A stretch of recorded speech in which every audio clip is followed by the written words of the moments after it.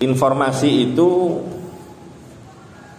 akan ditanggapi dengan berbeda tatkala cara menyampaikannya berbeda. Maka penting kita menata informasi yang akan disampaikan supaya orang itu tidak salah paham, tidak tersinggung, ataupun memang kalau informasi itu berat supaya tidak merasa keberatan. Jadi jangan pokoknya memberitahu, jangan. Semua ada caranya. Maka at-thariqah ahammu minal madah, ya. Metode itu lebih penting daripada materi.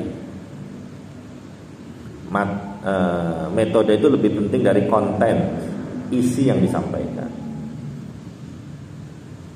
Maka cara itu harus dipelajari. Sampai ngajar, ilmu punya, maka bagaimana cara menyampaikannya itu penting. Orang berjualan punya barang dagangan, bagaimana cara menjual dagangan supaya laris? Itu ada ilmunya. Bukan sekedar pokoknya orang sing didol ya wis lah. Tapi harus ada caranya. Sama dengan punya ilmu, tapi bagaimana cara menyampaikan ilmu supaya bisa diterima dengan baik. Ini dimiliki skill ini oleh Ummu Sulaim. Ummu Sulaim itu tadi imra'atu Abi Thalha, istri daripada Abu Thalha. Ini kisah yang akan saya sampaikan. Satu saat Abu Thalha ini pamitan sama Ummu Sulaim, berpamit mau bepergian, dan saat itu anaknya lagi sakit. Maka kemudian Abu Thalha berpesan, ini anak dijaga, dirawat, jangan sampai kenapa-kenapa. Aku mau pergi dulu. Pergilah sang suami. Singkat cerita, ternyata takdir berkata lain. Suaminya pergi, tidak lama kemudian anaknya meninggal dunia. Begitu anaknya meninggal dunia, Ummu Sulaim membaringkan di tempat tidurnya anaknya sambil menunggu malam suaminya datang. Begitu suaminya datang, suaminya langsung mencari anaknya. Mana anakku? Sabar mas, besok saja. Sekarang kamu mandi dulu ya. Mandi. Ini sudah tak siapin air panas supaya seger. Habis mandi, makan dulu, makan malam. Dan sebelumnya Ummu Sulaim itu berhias supaya tampak cantik. Ummu Sulaim. Kemudian keesokan harinya, pada waktu pagi hari, barulah kemudian Ummu Sulaim berkata kepada suaminya. Ummu Sulaim berkata, kisah ini diriwayatkan oleh Imam Muslim. Ya Aba Thalha, ara'aita law anna qauman a'aru 'ariyatahum ahla baitin fatalabu 'ariyatahum alahum am yamna'uhum? Ba, gampang ini Aba Thalha kan, ba, kata istrinya Ummu Sulaim. Ini kalau ada orang titip kepada kita, terus setelah beberapa lama titipan itu diambil oleh yang punya, kata Ummu Sulaim, bolehkah kita melarang mereka mengambil barangnya yang dititipkan kepada kita? Maka Abu Thalha mengatakan, lah, tidak boleh. Oh, barang-barangnya mereka mau diambil kok, gak boleh. Cara wong kene mungkin meso-meso barang. Yo goblok wong iki. Wong dititipi wae. Iki dikekno ta. Ngono rumangsa karena suwe dititipi malah rumangsa wae dhewe, bareng sing duwe njopok malah gak oleh. Iya, wong model apa ngono. Maka kemudian Ummu Sulaim setelah mendengar statement dari suaminya, qalat fahtasib ibnaka. Maka carilah pahala dari kematian putra. Artinya gitu, Mas, anak sampean yo titipan Gusti Allah. Lan sing duwe wis jopo.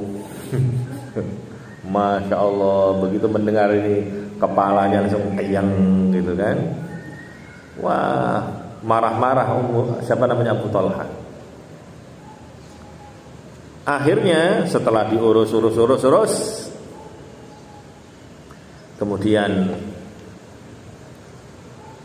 Abu Talha sowan kepada Kanjeng Nabi mengadukan apa yang dilakukan oleh Ummu Sulaim. Yok napa bojo model ngoten niku Kanjeng Nabi, wong anake mati lho. Ngono. Kula niku bengi wis diservis. Gak ngerti anake mati wae itu macam-macam. Apa jawaban Kanjeng Nabi?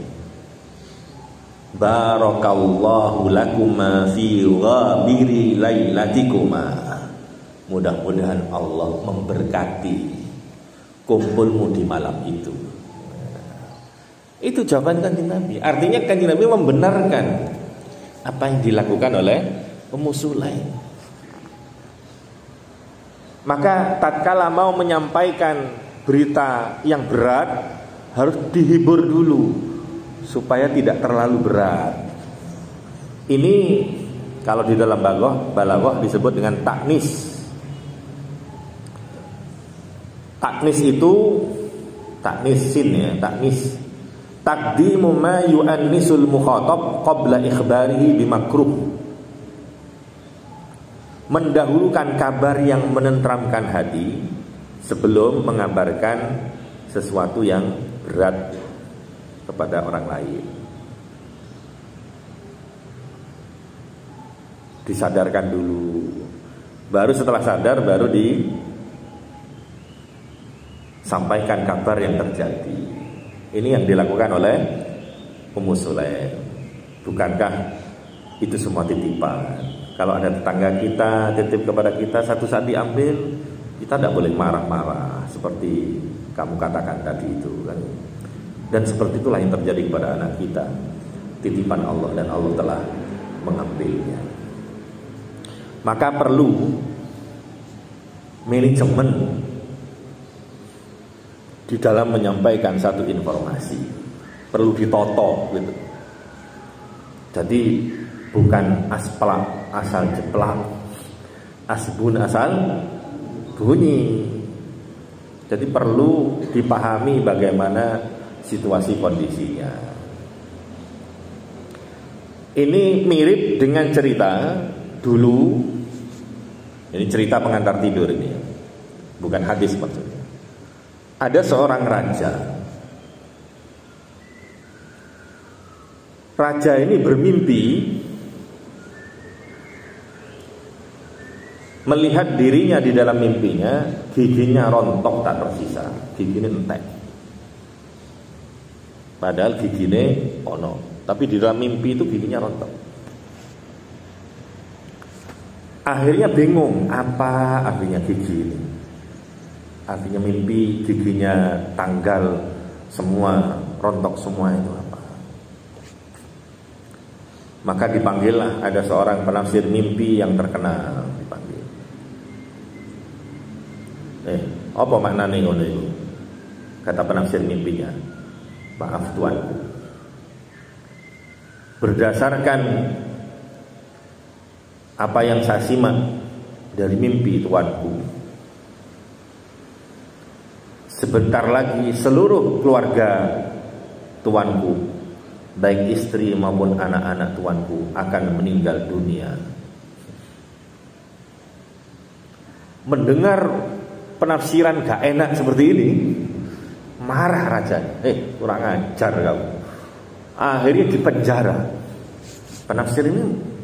Padahal kalau di kamus takwil mimpi, takbir ru'ya itu memang kayak begitu gitu. Gak puas rajanya. Udah cari yang lain aja. Cari yang lain. Bercari yang lain, datanglah orang yang kedua. Dan orang kedua ini telah mengetahui nasibnya penafsir mimpi yang pertama. Setelah dipelajari, ditanya, bagaimana tafsir mimpi yang kamu ketahui? Baik, Paduka Raja, sebelum saya menyampaikan tafsirnya, saya ucapkan selamat kepada Raja. Gitu. Loh, selamat apa? Karena Raja akan berumur panjang. Gitu. Kata penafsir mimpi, Raja akan berumur panjang. Saking dari panjangnya umur Raja, melebihi daripada umurnya anak-anak dan istri Raja. Ya kan? Berarti kan sama aja sebetulnya, anak dan istrinya mati dulu maksudnya.